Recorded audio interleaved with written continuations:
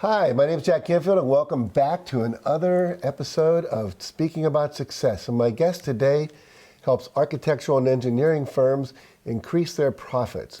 June Jewell, you're a consultant and a best-selling author of this wonderful book called Find the Lost Dollars. And I guess these dollars are lost inside the company. They're not finding how, they're wasting their money basically, and they're not doing all these great things they should be doing. So you say it's easy for companies to increase their profits based on what you're teaching in this book. Talk a little about that. Why is it so easy?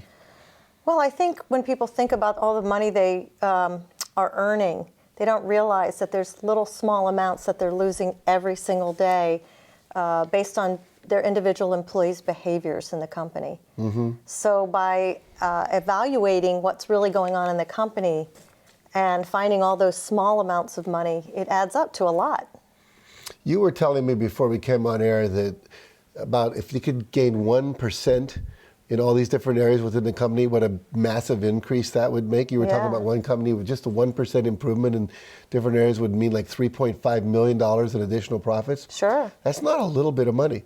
It's really a lot of money. So, and it's every year. So why aren't more companies doing this then? Well, you know, changing people's behavior can be tough. And I don't think most firms know where to start. And that's why I wrote the book. I felt it was so important for them to be able to see that just a 1% increase in 9 different areas of the business was a lot of money. And I think 1% feels doable to most people. It's not overwhelming. It's right. It's not like, oh, we're going to double your profits or something like that. Right. Yeah, it's way cool. So what are some of the common mistakes that companies are making that's causing them not to be able to do this? Well, one of the biggest mistakes is what's known in our industry as scope creep. And what that is when you establish your estimate and your budget for your project, and then your client comes along and starts asking for small favors, small changes to your project, and the companies just aren't very good at going after and getting that money back. So they're giving away a lot. So what do you recommend companies do in this situation then?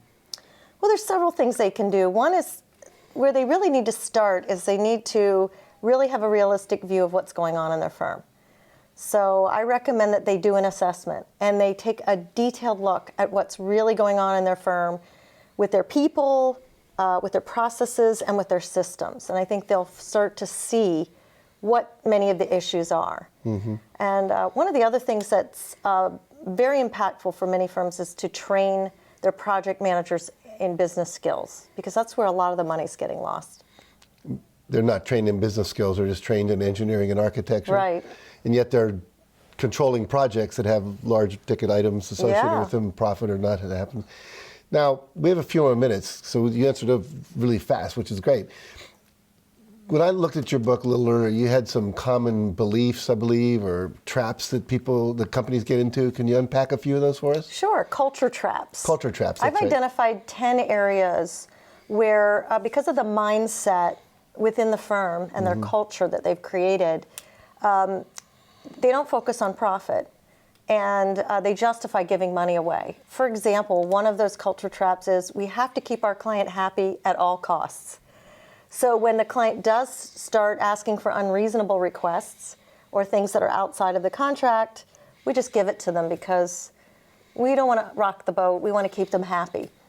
And it's lots of small amounts all the time, and it really adds up.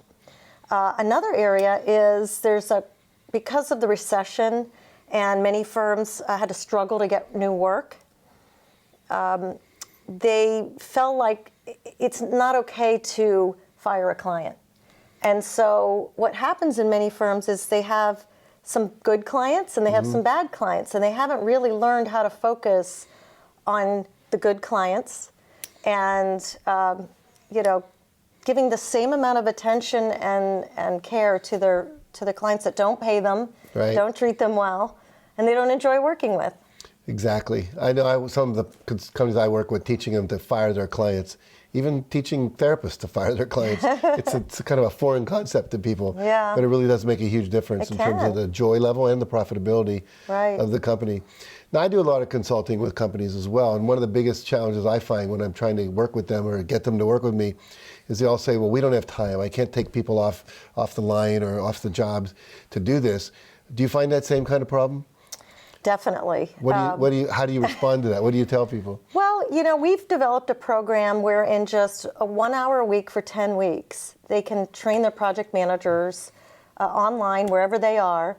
And that takes away a lot of that inconvenience of having to leave the office or have a major training program. This is bite-sized chunks where they're learning how to change their behavior with exercises and changing their mindset and awareness of where the money's getting lost. Mm-hmm. Well, I always say if you keep on doing what you've always done, you're going to keep on getting what you always got. Yes. And if you want, and I always say too, if what you're doing would have got you where you wanted to go, you'd be there already. Right. And so people really need to realize that without changing and bringing in training, I remember the Japanese corporations that are the most successful. They spend something like 200 hours a year training people. In America, it's like about 16. Yeah. It's a real difference. One of the reasons we fall behind sometimes. Well, I find this book fascinating. I leafed through it and I really found some wonderful ideas in it. And I'm not even in the architectural and engineering world, but I think this applies to all businesses, quite frankly. So if people want to find out more about you, get a copy of your book, where do they go?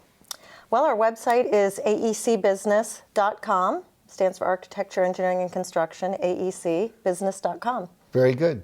So if you want to take your business to the next level and learn where you're losing money that's hiding in the closet, we're sitting on the couch, so I say there's money hidden in the couch, right? You can do that by getting in touch with this wonderful woman, and you do that by going to aecbusiness.com. Okay, we'll be back in a minute after this break. Stay tuned.